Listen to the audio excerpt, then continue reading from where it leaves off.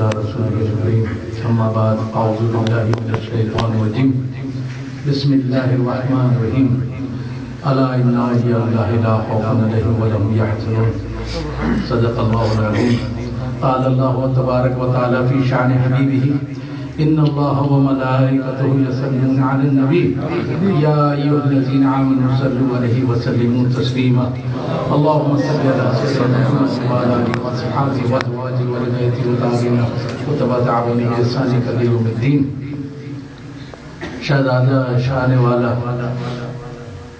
زیب سجادہ نشین دربار عالیہ غوثیہ السید پیر طریقت رہبر شریعت محمد ضیاء الدین القادری الگیلانی دامن برکاتہم عالی جگر گوشہ حضور خطوط الاولیاء سیدنا طاہر علاء الدین الگیلانی البغدادی رضی اللہ تعالی مشائخ عظام سامعین اکرام خواتین و حضرات السلام علیکم ورحمۃ اللہ وبرکاتہ. اب وقت بہت تھوڑا سا رہ گیا ہے، میں 5 منٹ کے لیے یہاں آیا ہوں اور ہوتا یہ ہے کہ یہ 5 سالوں کے عرص میں ہمیشہ تیاری ہوتی ہے کہ 15-20 منٹ میں کم سے کم بولوں، لیکن ہمیشہ مجھے 2-4 منٹ ہی ملتے ہیں.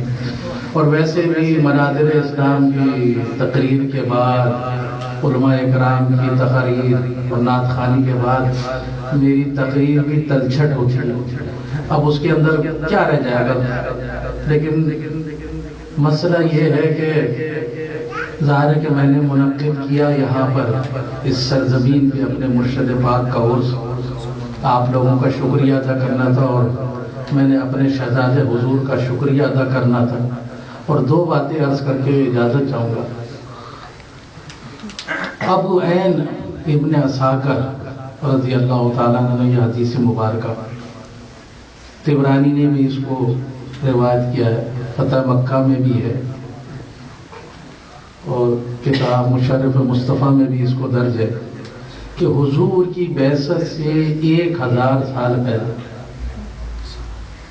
جیسے بہت دنیا میں لوگ آئے، جیسے ذوالقرنین کا نام آتا ہے کہ دنیا میں فتوحات کریں، اس میں ایک نام آتا ہے طب اول کا.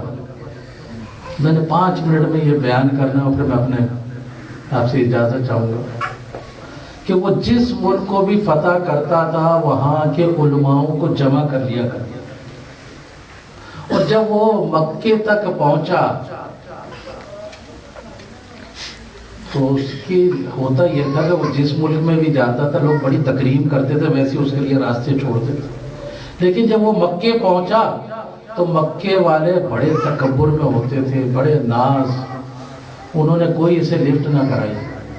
اسے بڑا غصہ آیا اور دل میں خیال کیا کہ یہ کیسی قوم ہے.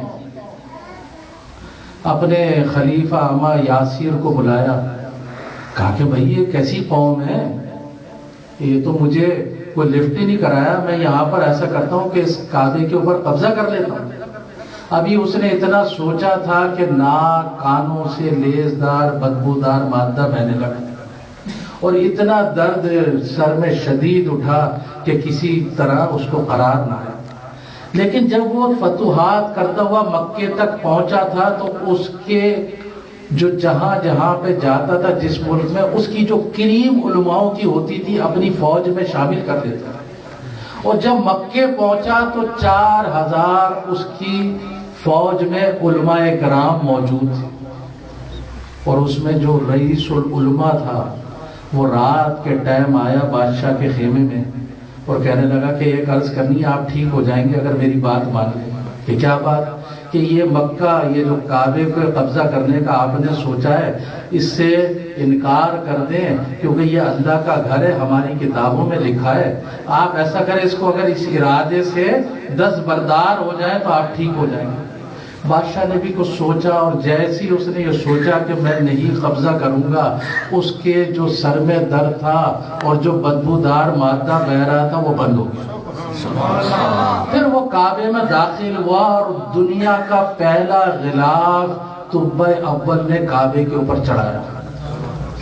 اور جب وہ یثرب پہنچا، جب پہلا مدینے کا نام اور اس جگہ خیمہ لگایا، افواج وہاں پر رکے، اور چلنے کے لیے جب اس نے کہا، جب کوچ کا حکم دیا، تو جو 4000 علماء تھے انہوں نے اپنی مجلس بنائی اور بادشاہ کے حضور آئے کہ بادشاہ اگر آپ قتل بھی کر دیں ہمیں تو ہم یہ جگہ چھوڑ کر نہیں جائیں گے، ہم اس بات پر متفق ہیں کہ ہماری کتابوں میں جو لکھا ہے یہاں آخر الزماں آنے والے ہیں، ہم ان کی زیارت کے بغیر یہاں سے نہیں جائیں گے۔ سبحان اللہ۔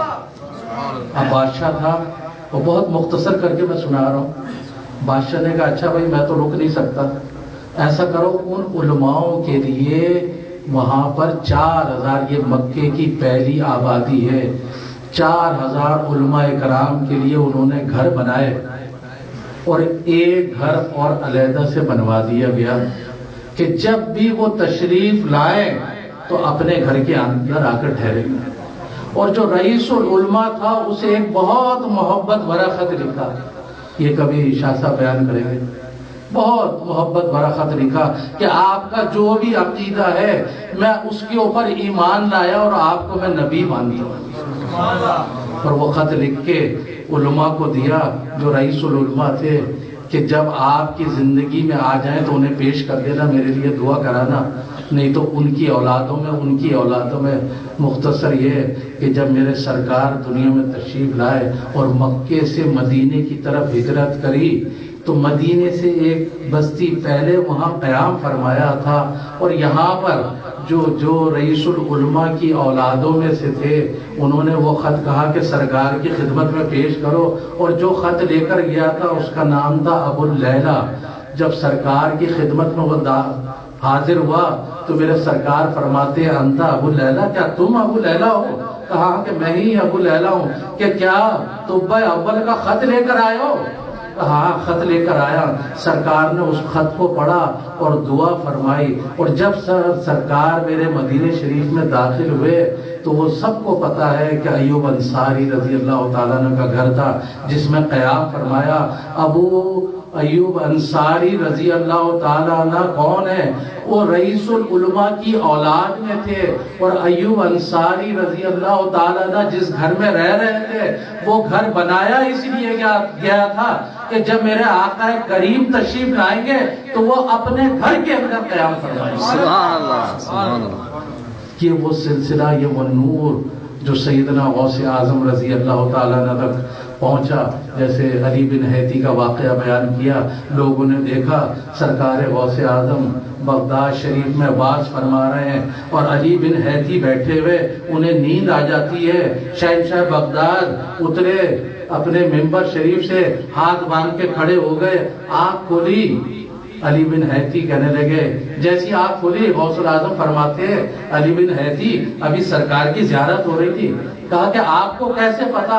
کہا تم سوتے میں زیارت کرتے ہو، عبد القادر جاگتی آنکھوں سے زیارت کرتے۔ سبحان اللہ۔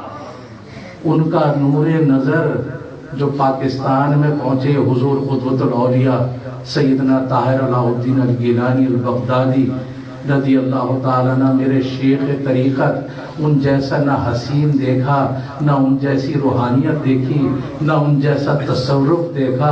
آج بلا مبالغہ مجھے اس بات کے اوپر فخر ہے، میں دنیا کے کسی کونے میں چلے جاتا ہوں، مجھے تعارف کرانے کی ضرورت نہیں پڑتی، لوگ شکل دیکھنے کے بعد پہچان لیتے ہیں کہ یہ سیدنا کا غلام ہے۔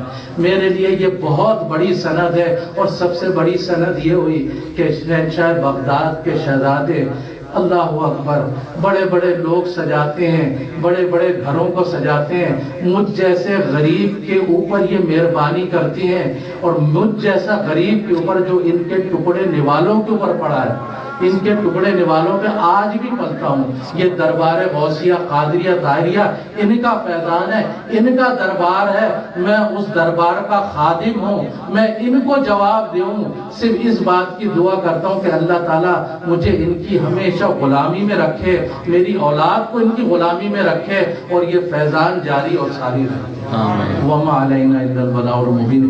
اب ہم ختم غوثیہ پڑھیں گے، مختصر سا ختم غوثیہ ہوگا، جتنا 11ویں شریف کا یہ حصہ ہے، بہت مؤدب ہو کے آپ لوگ سنیں، اور صلاۃ و سلام ہوگا، اور اس کے بعد فاتحہ شریف ہوگی، حضور دعا فرما کے مختم۔